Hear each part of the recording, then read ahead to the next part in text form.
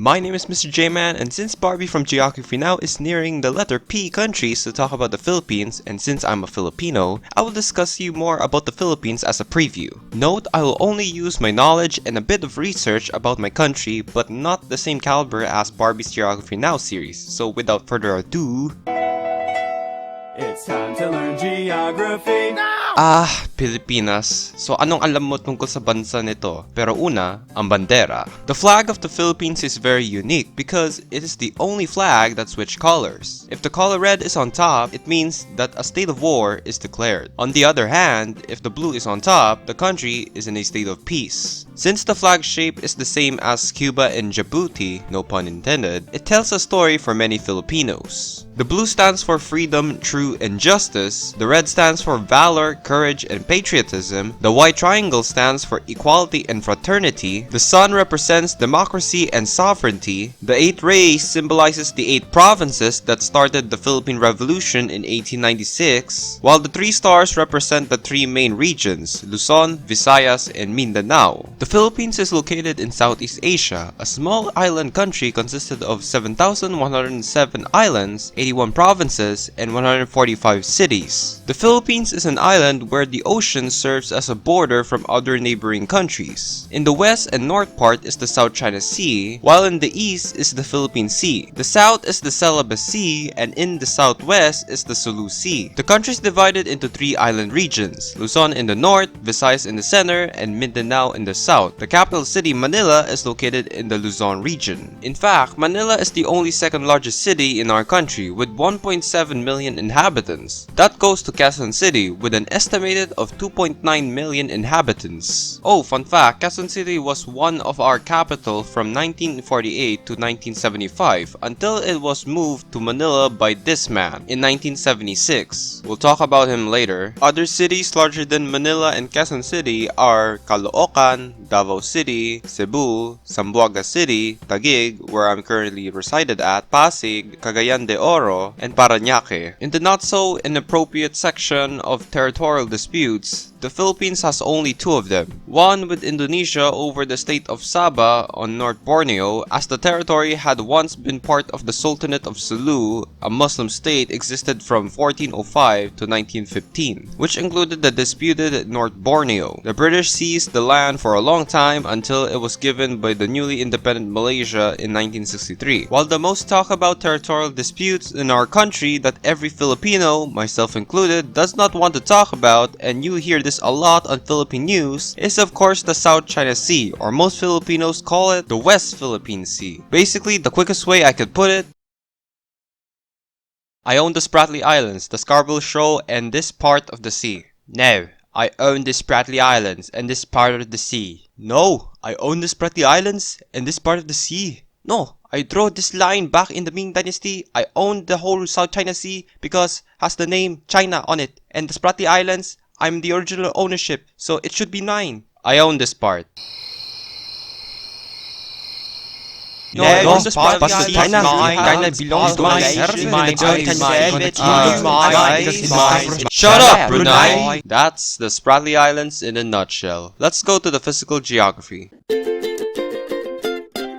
So in my opinion, the Philippines' shape reminded me of one potato chip stomped into pieces. Well, at least it's edible. Anyhow, the land area of the Philippines is 300,000 square kilometers, is also a tropical and monsoonal nation. In the southwest, wind gust rains regularly struck in the area every May to October, while November to February, dried winds continuously flows the northeast parts of the country. Not only that, the country also comprises of dry and wet seasons. Unlike any tropical countries, the dry season starts for the first 3 months cold from December to February, and the second third hot from March to May. However, in the east, the dry seasons decreases until it vanishes out of the area. As for the wet season, the rainfall extended to the central Visayan, central Mindanao, and southwestward through the Sulu archipelago, but it gets heavy in the eastern shores of the country. In addition, typhoons often strike the Philippines. From June to December, these storms strike the country 25 times per year. Since the Philippines is lied underneath the Pacific Ring of Fire, we sometimes have occurrences of earthquakes and volcanic eruptions. Approximately, the total number of our volcanoes are 355, but 23 of those are active. Most well-known active machines are Mount Mayon, Taal Volcano, and Mount Pinatubo, which erupted back in 1991. Oh, do we mention the tallest point of our country is none other than Mount Apo? Located in the Mindanao Island, it's the highest mountain in the country, standing around 9,692 feet. Economically, the Philippines is rely on agriculture. In fact, our economy is based on free enterprise, which leads the people and NGOs to engage in its development and management, occasionally with assistance by the government. As a result, we harvest variety of farm products like sugar canes, bananas, corn, or mais in Tagalog, pineapples, mangoes, citrus, papayas, and other fruits and vegetables. Some of them we grow for domestic consumption and others for export to other countries. Keep in mind, the Philippines is the largest exporter of nurses. Around 25% of all overseas nurses are Filipinos. And also we're the second largest producer of coconuts, producing about 15.3 million of them in the Luzon, Southern Mindanao, and the Eastern Visayas. Rice is also another we grow for domestic consumption. We usually cultivated them on the central and north central Luzon, south central Mindanao, western Negros, and the eastern and central Panay, making 1/4 of our land for rice growing. We also have variety of animals that are exclusive to our country. Examples are whale sharks, carabao, tarsiers, and our national animal, the Philippine eagle, and among others. Most notable sites are Aguinaldo Shrine, Boracay Beach, Luneta Park, Fort Santiago, Puerto Princesa Underground River, and among others. Notable foods in the country are tapsilog, halo-halo, sinigang or sour meat stew, kinilaw or raw fish salad, balut, and our national dish, chicken adobo. I can tell you more wonderful things in the physical sector, but this video is getting too long, so you could look up on Google because we're discussing the...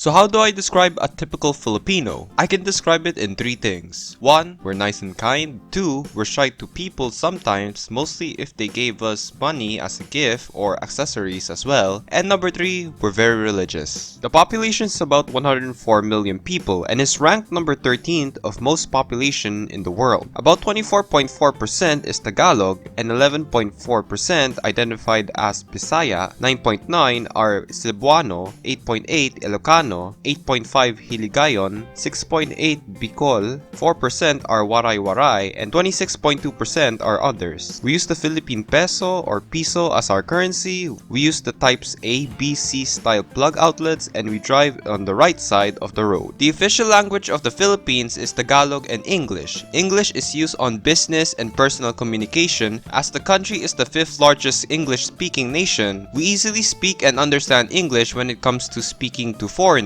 It's taught in schools, especially to the young generation. But how did we speak in English in the first place, you may ask? Well, the quickest way I could put it, Negritos, Austronesians, tribal kingdoms and sultanates. 1521, this guy came to the island, converting the Raja of Cebu to Catholicism and attacked this guy. Magellan died in battle. 5 of these Spaniards followed suit. This guy named the island Las Islas Filipinas after King Philip II, and this dude claimed the islands as a colony of Spain, Spanish colonialism for 300 years, galleon trade, British Philippines, yup, that really happened. Back to Spain we go. We revolted against them in 1896. The Americans helped us, defeated the Spanish, giving our first independence. We party like it's 1898, but American says, oh, Philippines, honey, your territory is ours. And we went apeshit, fought the Americans thinking we could beat them, but nah, we lost. American occupation we developed during those times. World War II, Japanese invaded and then get pushed back by the Americans. 1946, we gained independence. 1965, this guy became president, turning into a dictator by declaring martial law. 1983, this guy was killed cause he's against Marcos's regime, so we mad and revolted in 1986. And here we are today. Wait, what about Tagalog? First, the name. Tagalog originated in the Austronesian language family, and the name Tagalog means Taga-Ilog. In English is living nearby the river, but honestly I don't know what river is referring to.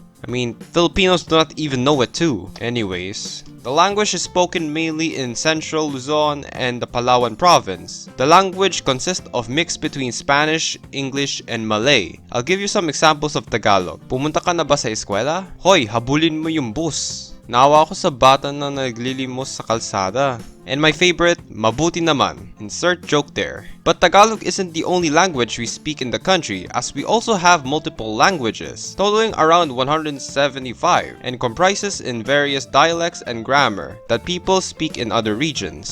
Those languages are Bicolano, Waray, Ilocano, Bisaya, Cebuano, and among others. Christianity is our religion, mainly Catholic. Around 80.5% is affiliated with the religion. Islam sits around 6%. The religion is situated in the Mindanao region. 2.6% identify themselves as Iglesia ni Cristo. It's a local religion founded by this guy in 1914. Just talk to a Filipino about the religion. We have no time to explain. 2.4% are evangelical and 9.5% are others. Fun fact, the Philippines and East Timor are the only predominantly Christian nation in Southeast Asia. Speaking of Christianity, since my country is Christian dominant, we're the only UN member state in which divorce still remains illegal, in exception of Muslims, as Islam allows certain circumstances to do so. But the only way for a non-Muslim couple to appeal for separation of marriage is through an annulment, which might take a long time to explain, but talk to a Filipino about it. Famous people from our countries are Dr. Jose Rizal, our national hero, Emilio Aguinaldo, Manuel L. Quezon, Pedro Flores, inventor of the yo-yo, Corazon Aquino, first female president of the Philippines, our current president, Rodrigo Duterte. Athletes like Manny Pacquiao, Jordan Clarkson, L.A. Tenorio, Nonito Donaire, Donnie Nietes, celebrities like Vong Navarro, Marian Rivera, Abra, Francis Magalona, Charis Pempenko, who's now Jake Cyrus, Four of Spades, Casey Tandingnan, Dave Batista, Filipino YouTubers like Will Desovic, Greg Alba of The Real Rejects, Kong TV, Alodia Gong Siamfiao, and many more. Wow, that's a lot of famous people. I hope I didn't butcher their names. Well, if I did, sorry guys.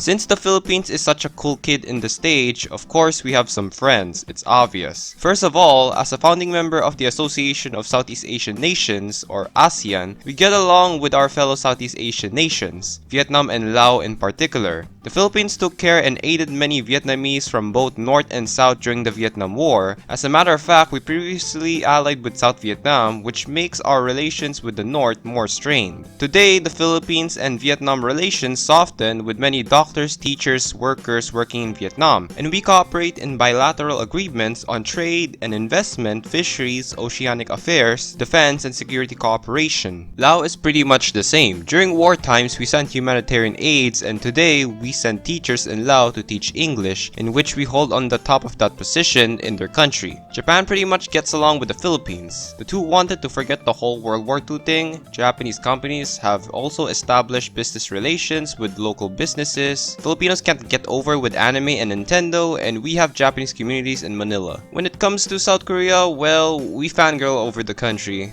Filipinos are big fans of K-pop and Korean telenovela. We also have Korean communities. I mean, I walk past by many Koreans going to school and even seeing Korean stores and restaurants nearby. Oh, we also fought along with South Koreans during the Korean War. Mexico is essentially our lost cousin. Since the two of us are former Spanish colonies, the Philippines and Mexico have the same background and culture. But when boxing comes to town, oh boy, we're enemies. In terms of our total BFF country, I have to say the US. Although the US occupied us for 45 years, the Philippines and the United States have been together like bread and butter. Various US presidents have visited the country. We have a huge Filipino community in the US states of Hawaii, California, and other states.